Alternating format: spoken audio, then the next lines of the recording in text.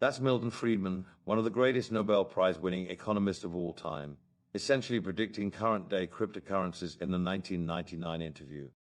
The points that he mentioned here still remain the same key issues regarding Bitcoin 22 years later today. I think that the internet is going to be one of the major forces for reducing the role of government. The one thing that's missing, but that will soon be developed, is a reliable eCash, a method whereby on the internet you can transfer funds from A to B without A knowing B or B knowing A. The way in which I can take a $20 bill and hand it over to you, and there's no record of where it came from. And you may get that without knowing who I am. That kind of thing will develop on the internet, and that will make it even easier for people to use the internet. Of course, it has its negative side. It means that the gangsters, the people who are engaged in illegal transactions will also have an easier way to carry on their business. But I think that the tendency to make it harder to collect taxes will be a very important positive effect. In a wild year in the markets, the riskiest asset is one of the hottest. Bitcoin. There's no value. It's a bubble. Bitcoin may well be a substitute for gold. You can see it on this chart. After a historic climb and crash 3 years ago, Bitcoin is at it again. Like last time, a surge of investor enthusiasm is driving it to all-time highs. And Bitcoin bulls say this is only the beginning. They see Bitcoin as a revolution in financial systems. They have been pushing this for about 11 years. They are finally getting people to listen to them. But many bears watching Bitcoin warn that the asset is too volatile for average investors, and that it's a purely speculative bet that won't be able to scale. We'll explain.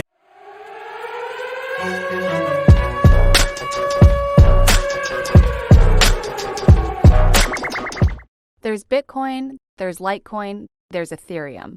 So just what is cryptocurrency and how does it work?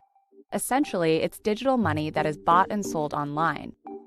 There are no bills or coins, it's not based on another asset like gold, and it doesn't go through traditional financial institutions like banks.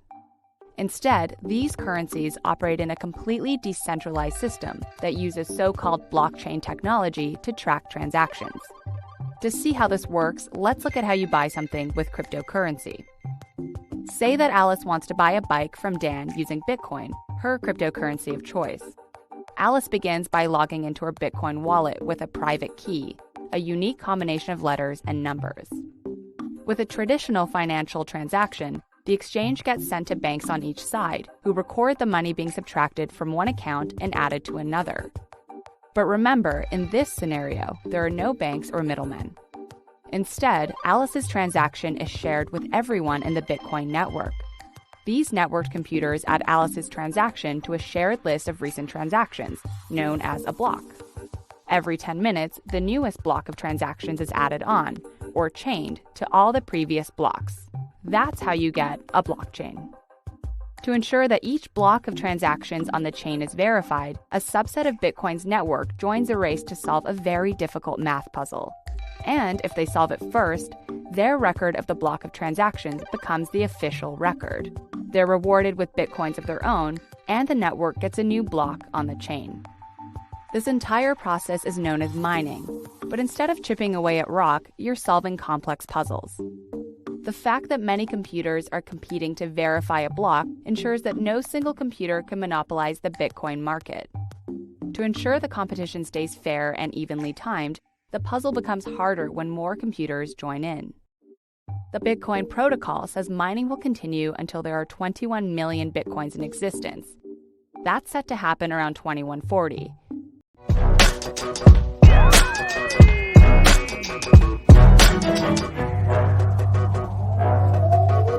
I could care less what Bitcoin trades for, how it trades, why it trades, who trades it. If you're stupid enough to buy it, you'll pay the price for it one day. I've also told people that it can trade at $100,000 before it trades to zero. So tulip bulbs traded for $75,000 once, something like that. The only value of a Bitcoin is what the other guy will pay for it. And I think, honestly, I think there's a good chance that Bitcoin, a lot of the buyers out there are up there jazzing up every day so that maybe you'll buy it too and take them out. And I quite mean that, by the way. You know, these People are very good at manipulating the press these days and getting news out. And so every day, you have CNBC, nonstop Bitcoin. Who cares about Bitcoin? I mean, the world economy is so big. We move, JP Morgan alone, these companies, $6 trillion. We move all this money. And Bitcoin in total is, all these currencies are $50 billion, maybe $1 billion trades a day. And the other thing I've always made of Bitcoin, governments, and this is not a technological statement, governments are going to crush it one day. Governments like to know where the money is, who has it, and what you're doing with it. And in case you haven't noticed, okay? And governments like to control their currency, like to control their own economy. So China's already put curbs on it. Japan, they say Japan accepted Bitcoin. No, they didn't. What I gathered Japan did was they call it J-coin. It's a yen cryptocurrency. It's not a non-fiat. And there's a big difference. People have said legitimately, okay, it's close to gold. Not really. Gold is limited and has been around a long time, and it's close to a fiat currency. Not really. A fiat currency is where the government says, this is your legal tender. You have to give it and accept it.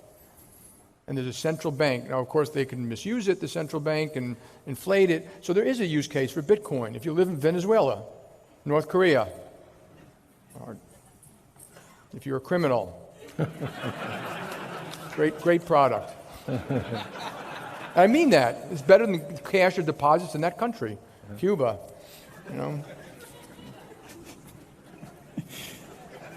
But this is the last time I'm ever going to answer a question about Bitcoin because I really don't care.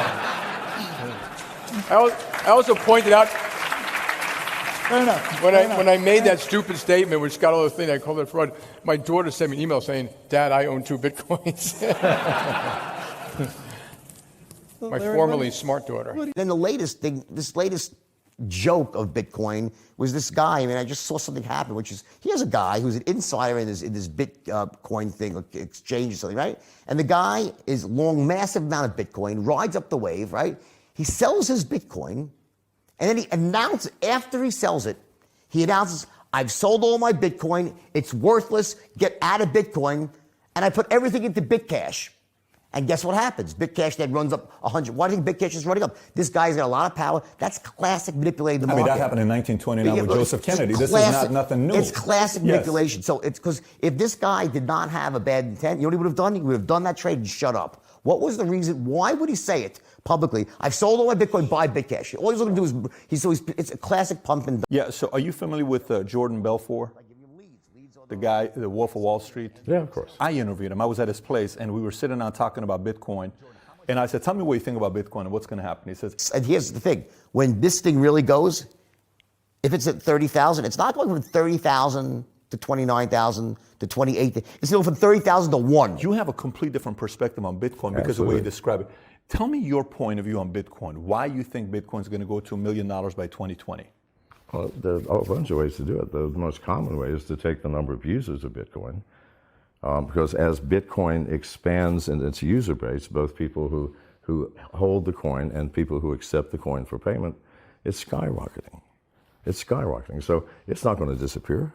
It can't possibly go to zero. It can only grow as the user base grows. So it's impossible. Belfort, I don't know how smart he is, he's wrong. He does not understand digital currencies and how they work. Listen, it's Pandora's box. The box has been opened. The spirits are invading the room, and they will not go back in. And you have to believe me, digital currencies will replace fiat currencies. Why? Good God, I have a wallet on my phone, which is an entire bank. Lending money, sending wires, I don't have to go to the bank. It takes me 10 seconds to do a wire, 10. I've got to go down to the bank, fill out a bunch of forms. No, that's nonsense, utter nonsense. Do you think that is going to go to zero? The part that concerns me with Bitcoin, I really want to hear your rebuttal on this.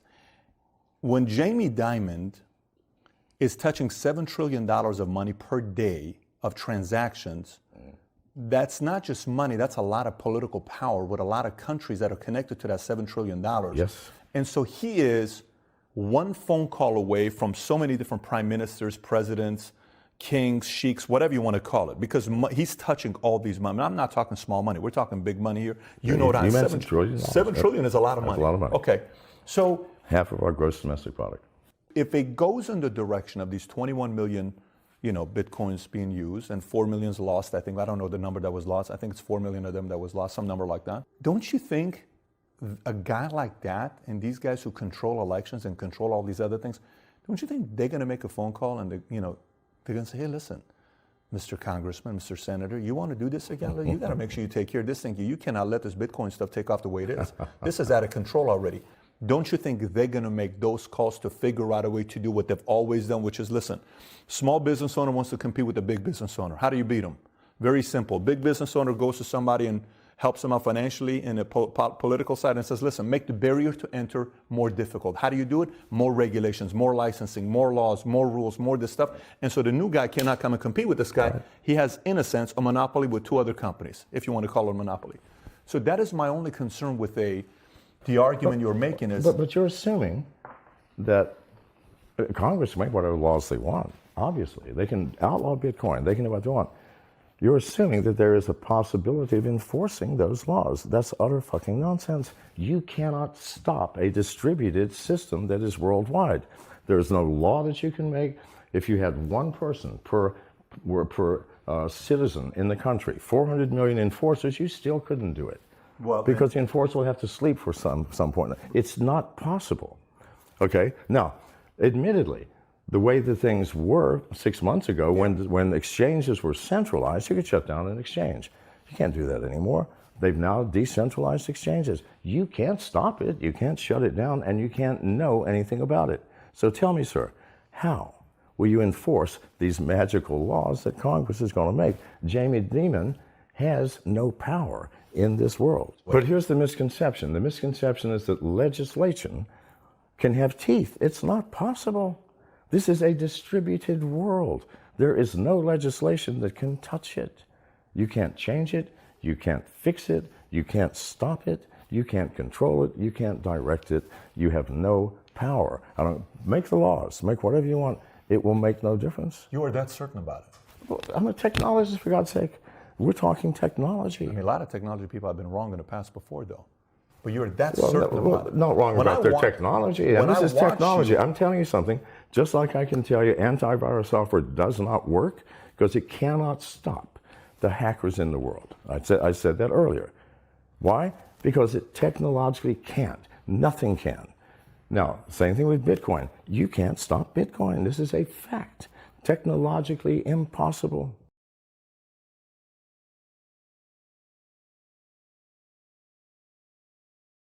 Bitcoin is worthless artificial gold, which, if it succeeded, would facilitate a lot of illicit activity.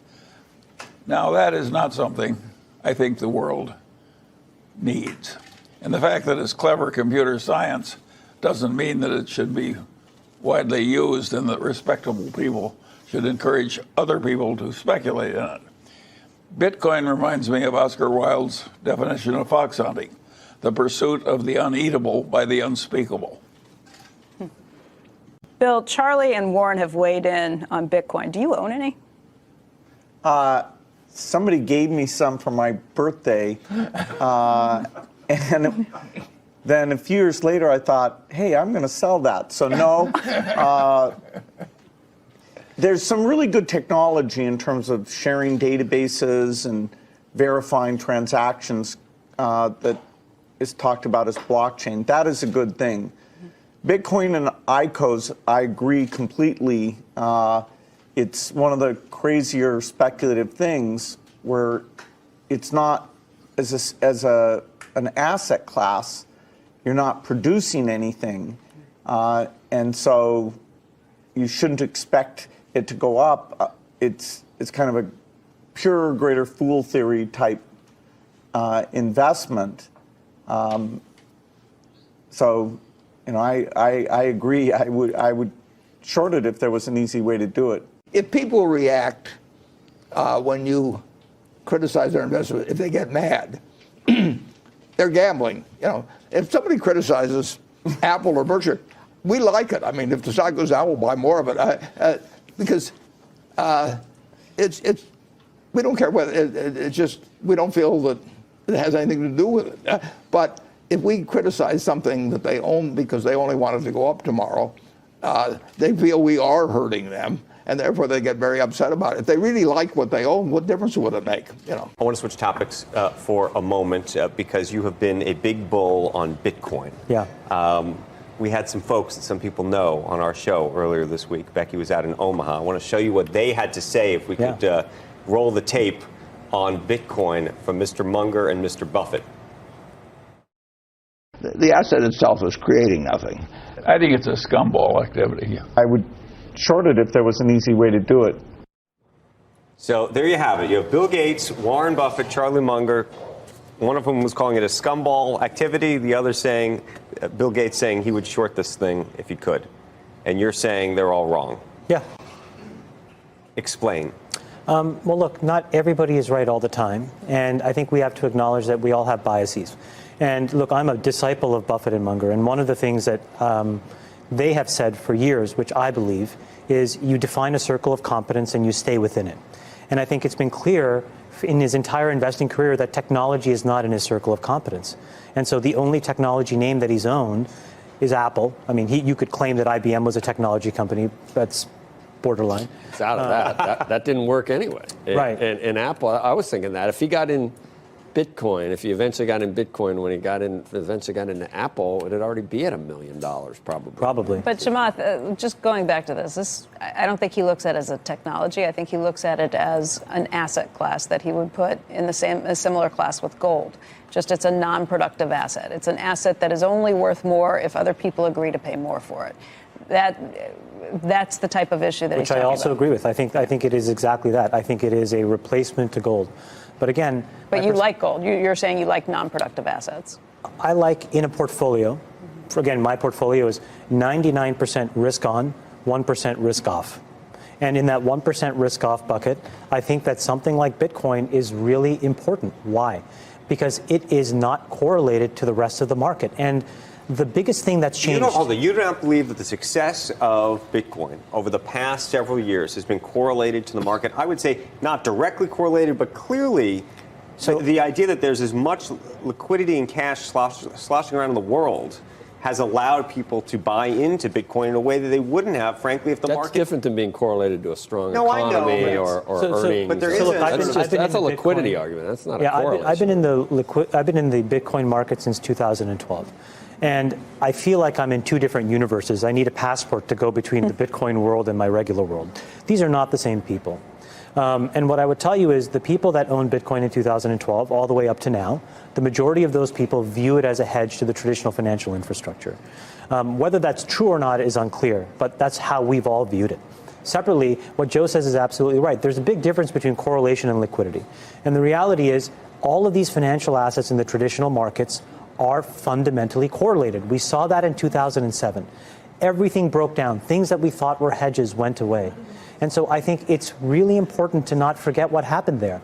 So in 2018 or 19, heaven forbid we go through another cataclysmic financial event, we are going to see the same fundamental correlation. And so again, I ask, why would it not make sense to have a non-correlated hedge? For a small amount of this is about buying insurance. It was the same reason why in 2007 and 8, the folks that bought simple insurance bought some CDS. But you might like as well heroes. buy gold.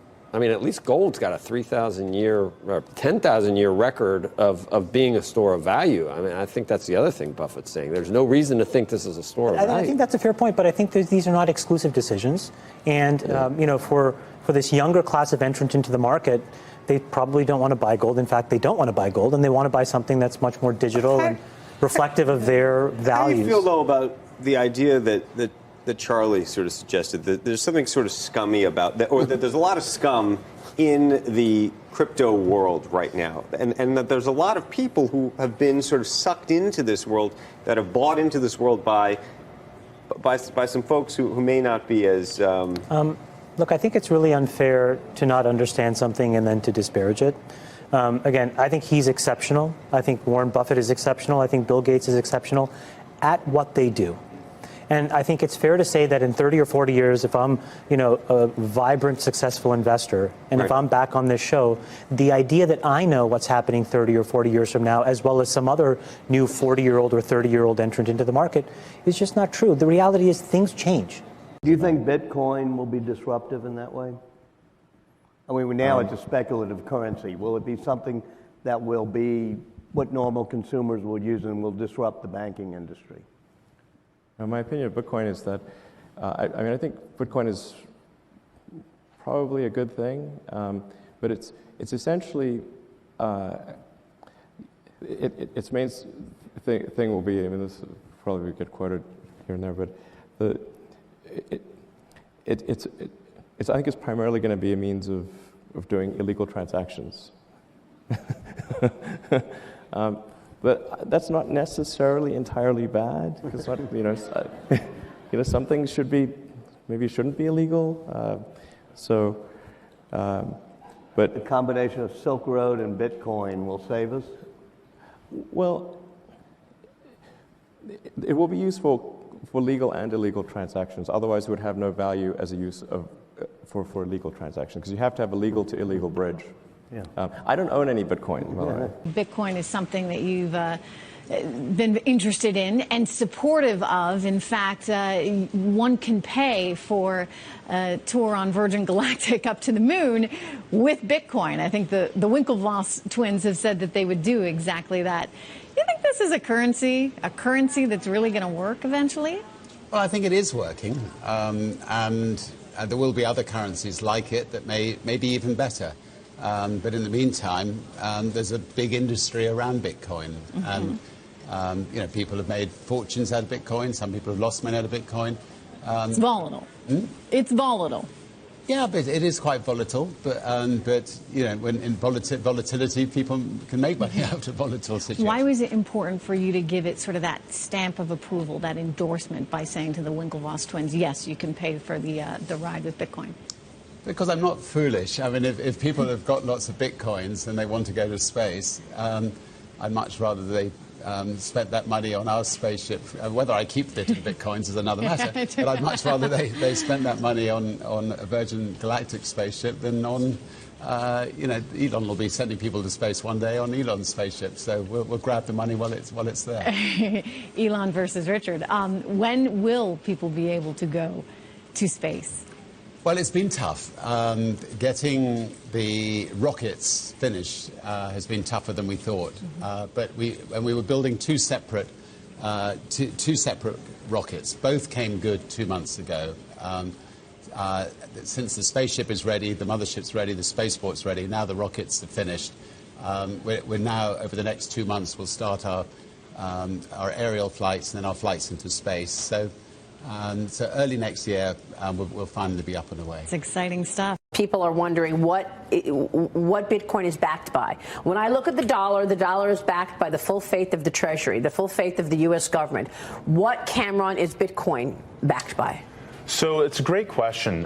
So Bitcoin, we think of Bitcoin as gold. And I think if you look at gold, some people point to an intrinsic value of gold, but that really doesn't explain the value of gold. It might explain 10, 15% of the actual value of gold. Gold has value because we all agree that it has value, and we'll all accept gold. And it has a collective acceptance and value that way. Bitcoin, in addition to being increasingly accepted around the world and more people coming into the system by the day, has the mining network, which is one of the largest computer networks in the world, and it's backed by cryptography. A lot of people would look at the US dollar or government-backed currencies and say a government has counterparty risk. The average lifespan of a currency is roughly 27 years. Look no further than the Zimbabwe dollar. They have, I think, $1 trillion bill, or Venezuela. The history of most currencies is really terrible. And so, yes, living in the US, we look at the US dollar and we say, well, what's wrong with that? And it's a pretty decent store of value. But in reality, most fiat currencies out there fail. So let me ask you, maybe Bitcoin is real, but is it a bubble? Yeah, it's a great question. People use the word bubble. And this is basically Bitcoin's 20th bubble. That we came in five years ago. Remember when Bitcoin was a bubble at $30? Bitcoin was a bubble at $100, at $500, $1,000, $5,000, $10,000. Now we're at a bubble at $17,000. Gold's been a bubble for thousands of years. But the bubble framework is really not correct to put against Bitcoin. When you think of a company, right, and their stock price, if they produce X amount of units one year and the same amount of units the next year, and the stock price goes up, and the economic doubles, and the economic productivity hasn't changed, the cash flows haven't changed with the company, we say that company is overvalued. But Bitcoin is not a company. It is a network. And the value of networks is Metcalfe's law. It's N squared. So the amount of users on a network is N. And so if I'm the only person in the world who has a phone, then it's not very valuable. I can't call you. But if you buy a phone, you've actually increased the value of my phone inadvertently or not even knowing, because now all of a sudden my phone's useful. Same thing with the social network. If you look at Facebook, the first person on Facebook, lonely place, not much to do. All of a sudden, 100 people, you can connect with people, you can share stories, share pictures. That's a good analogy. So it's classic network effects. 1 billion people on Facebook, that's 1 billion squared, right? So that's all of a sudden the value gets exponentially greater. And that's how we value Bitcoin. Money is a network. People believe in the US dollar, it has more value. People believe in Bitcoin, it has value. People believe in gold, it has value. And that's not a linear increase. By definition, the more people that get into Bitcoin, it makes it more valuable. And when we try and take like equities or stock bubble type frameworks to Bitcoin, it's really, it's misguided because it's a network. Crypto Doom. If you're really into providing opportunity for people to grow their net worth, why the hate for crypto? ICO is the new IPO. Here's the thing about crypto, particularly Bitcoin. Bitcoin is worth what somebody will pay for it. Did you ever see someone who collected baseball cards and they were really, really, really proud of their baseball cards because they kept on saying they were going to go up in price? Comic books, same thing, even artwork. There's no real intrinsic value. You can't eat a baseball card or shouldn't eat a baseball card. Your artwork might look good on the wall, but not much you can do with it. Bitcoin, there's even less you can do with it. At least I can look at my baseball card and go, ooh, that's my favorite player. That's Roberto Clemente. I can look at artwork and go, wow. Crypto is a key that is so complicated for 99% of the population. Do you put it in a device? Do you print it out? How do you keep from being hacked? Who's going to host it for you? It's just so difficult that it's only worth what somebody will pay for it. So I say it's like gold. Gold's a religion. Now, people who are really into gold, they'll tell you that there's a bad depression and things go to hell in a handbasket. If you own gold, then you'll be okay. No, you won't. You carry around a gold bar, someone's going to hit your ass, knock you out, and steal your gold bar, and it's going to happen again and again and again. I'd rather have bananas. I can eat bananas. Crypto, not so much. Look, I can make a great argument for blockchain. There's a lot of applications and they'll be used, but you don't need public Bitcoin, BTC. You can create blockchain on your own without using all the available cryptocurrencies. It's not that I'm against cryptocurrencies. You just have to be very careful. At best, they're a store of value. Thanks, Coins or Die. The dollar's not safe. It's been going up and up and up, yet recently it crashed. Jamie Dimon came out and said it's a complete fraud. He'd fire anybody at JP Morgan who invested in it because he wouldn't want people that stupid working for him. What do you think? There are two purposes of a currency. Is it a medium of exchange? And is it a storehold of wealth? Those are the basic ingredients. Bitcoin is not an effective medium of exchange by and large. If I have a Bitcoin, I want to go buy things. It's not easy to buy things with the Bitcoin. And in terms of a storehold of wealth more reflects, like gold, more reflects the opposite of what money is doing, right? And so you look at it, it's a storehold of wealth. Bitcoin is a speculative, it's a speculative bubble, right? Its price is like a greater fool theory in terms of its price. If you say, what is its intrinsic value? If Bitcoin was made into a more effective medium of exchange and also operated in terms of a storehold of wealth, not of the reflection of that volatility, it would be a viable instrument. It is, to me, a vehicle for speculation that's attracting people in, and it has all the classic ingredients of a bubble. People are leveraging themselves up, and it doesn't have that same intrinsic value. even the privacy value, okay, is suspicious. In other words, it has a purpose to some extent. If you're living in a country and you don't know your currency, whether it's going to be good or not, and you might try to hold that. But that thing you're holding is running around like crazy for reasons that you don't understand. And then, so it's not going to be an effective storeholder wealth. And the privacy will be stress tested. In other words, governments are examining who is operating in their own clever ways of what that. And so you can't even assume that so it's going to be a privacy vehicle. So I don't see the effectiveness of Bitcoin. I could see cyber currencies and so on, but cryptocurrencies. But this is not what we're having. It's a possibility that I think has been captured as a speculative vehicle that's in the middle of a bubble. Okay, so Bitcoin is a monetary network. When Jack Dorsey plugged Square into it, he plugged Square into the monetary network. PayPal is plugged into the monetary network. MicroStrategy plugged itself into the monetary network. Why? Because all the other networks are, if you're in cash, you're losing 15% of your energy a year. If you're in gold, you're losing 3 or 4% of your energy a year. If you're using a stock portfolio, you got to guess Google versus Facebook versus Amazon versus Tesla and juggle the thing and worry about what happens every quarter. It's too complicated. What if I just wanted to plug into a monetary network that will store and protect my energy from depletion for the next decade? No one's ever figured it out. Bitcoin is Facebook for money. If Facebook's worth $1 trillion because it stores the social energy of 1 billion people or 2 billion, Bitcoin has got to be worth 100x that much because it's storing the money of 1 billion people. When Rupert Murdoch shows up to Facebook, he doesn't bring 1 billion friends. When Rupert Murdoch shows up to Bitcoin, he's going to drop $1 billion on the network, like immediately, because what do you do with a monetary network other than put all your money on it? It's a pretty big idea. It's not a speculative, uncorrelated asset. It's the first monetary network in the history of the world that we figured out how to make work.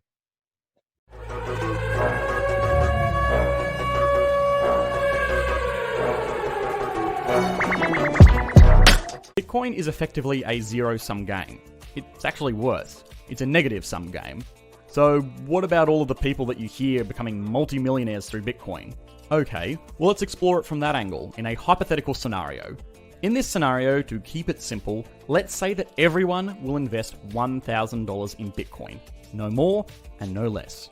Say a lucky investor purchases 10 Bitcoin back in the day when they were $100 each, and then suddenly the price shoots up in value to $1,000 each. Not too unrealistic of an assumption to make. This initial investor decides that he is happy with 1,000% returns and sells his 10 Bitcoins on the market to other investors. Now remember, we are assuming that everybody is going to only spend $1,000 on Bitcoins. So the investor would have to find 10 people willing to buy each coin for $1,000 each. Very quickly, you can see where this is going. To keep the price increasing, you either need to bring in more people into the market or get people that are willing to pay more and more for these digital coins. This kind of problem exists for cryptocurrencies because they do not generate any value themselves. Companies like Amazon or Apple can have similar exponential growth in their share prices, but it is not just based on the next best bozo buying in. The companies use the money raised by selling shares to buy machinery and employ experts and generate value, whereas Bitcoin just kind of sits there. This is called a zero-sum market, where for one person to turn a profit, someone else has to suffer a loss. In the case of Bitcoin though, it is slightly less pronounced because it's not that for every one Bitcoin millionaire out there is someone who lost $1 million. It's more likely that for every one millionaire, there are 1,000 people who lost $1,000. Most people that lose this type of money don't make news and certainly don't brag about it on their Instagram. So the silent majority falls to the wayside of consideration. Cryptocurrencies actually fall into a negative sum market, which basically means that people can win, but they are statistically likely to lose more than they put in. This is similar to horse races or a game of blackjack. Sure, you can win, and you can even get lucky and walk away with a profit, but if you play the game for long enough, you are all but guaranteed to lose money. In the zero-sum example, we showed that no real wealth was created from pushing digits around between investors. So, for every dollar someone made, there was a dollar being lost somewhere else. But this ignored two major factors pertinent to the cryptocurrency market. Firstly, the supply is increasing, and it costs money to get your hands on Bitcoin. You either have to pay a lot of money in electricity to mine the coins, or, most likely, pay an exchange fee to purchase them off reputable Bitcoin exchanges. This means that the net total of electricity costs and fees and the purchase price of Bitcoin is significantly higher than the total value of Bitcoins at any given time, which means in aggregate, it is a negative sum market. And while the number of available Bitcoins is growing, the demand for them is growing faster. This demand has a lot to do with how individual investors are trading. Bitcoin is becoming easier to buy on apps like PayPal, Square, and Robinhood, which is drawing more novice retail investors who are looking for quick returns while trading at home. What we've seen in the last couple of months is that people are interested in assets that have high returns. They are willing to take risks, and one of the highest returned, highest risk assets anywhere in the capital markets is Bitcoin. This potential for big profits is driving a frenzy of momentum trading. And for many investors, these bets are paying off. The digital currency is up about 220% this year. One reason investing in Bitcoin is so risky is how small the market is. The total value of Bitcoin in circulation right now is around $420 billion. The value of Apple stock, just Apple, is about $2 trillion. The value of the financial market for gold is north of $12 trillion. So Bitcoin is still very small. It doesn't take a lot of people to come in and push the value up. The smallness of the market contributes to these sort of explosive price moves that we've. And because the cryptocurrency is decentralized, there is no insurance backing it. There are no backstops to it. It could go down to zero tomorrow and there would be nothing to stop it. There are no circuit breakers. There are no closing bells in Bitcoin trading. Until the market matures, experts warn that the price of Bitcoin will continue to see volatile swings. So is it risky? Yes.